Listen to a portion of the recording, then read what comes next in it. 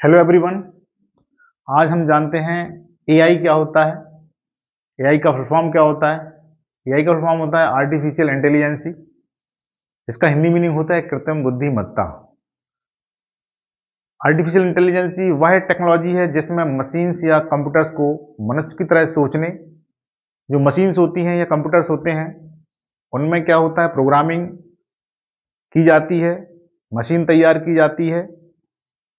तो ये जो मशीन्स या कंप्यूटर्स होते हैं वो मनुष्य की तरह सोचने लगते हैं, समझने लगते हैं, सीखने लगते हैं और निर्णय लेने की जो कैपेसिटी होती है वो उनको बहुत अच्छी आ जाती है, डिसीजन मेकिंग बन जाते हैं।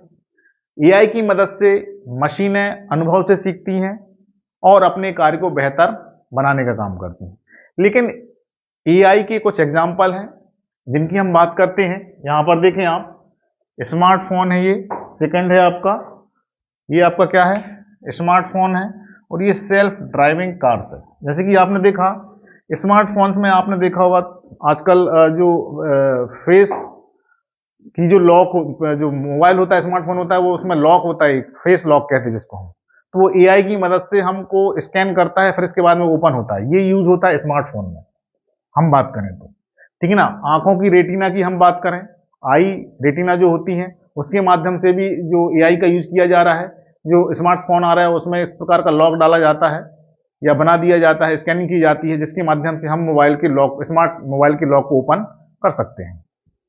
इसके बाद सेल्फ ड्राइविंग कार्स। कुछ कार्स जो होती हैं आजकल ऐसी बनाई जा रही हैं जो सेल्फ चलने का काम करती है, उसमें किसी की आवश्यकता नहीं। उसमें क्या है कि कंप्यूटर मशीन तैयार की जाती है और उसमें क्या है, मैप को प्रोवाइड किया जाता है, उसमें पूरी लोकेशन होती है। उसमें अगर कोई व्यक्ति कॉल करता है तो जो मशीन उसके अंदर फिट है कार के अंदर, वो उस व्यक्ति के मोबाइल जो कॉलिंग आती है उसको उठाने का काम करता है और उसके बाद में वो उसको मैप के अनुसार तैयार कर लेता है और उस लोकेशन पर वो पहुंच जाता है। तो ये हो गया आपका सेल्फ ड्राइविंग कार। ये बैंकिंग में भी यूज की जाती है और सिक्योरिटी में भी यूज की जाती है। कैरेक्टरिस्टिक्स इसकी कुछ कैरेक्टरिस्टिक्स हैं। इसमें देखिए आप, लर्निंग एबिलिटी है, सीखने की क्षमता, रीजनिंग, तर्क शक्ति क्या होती है, प्रॉब्लम सॉल्विंग, समस्या को सॉल्व कैसे करते हैं, डिसीजन मेकिंग, हम डिसीजन लेते कैसे हैं, ऑटोमेशन, ये स्वचालित कैसी होती है। इसके बाद देखें आप, इसका एडवांटेज आता है समय की बचत, टाइम सेविंग, लागत में कमी, ये इसके एडवांटेज हैं।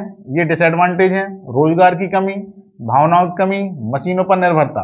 रोजगार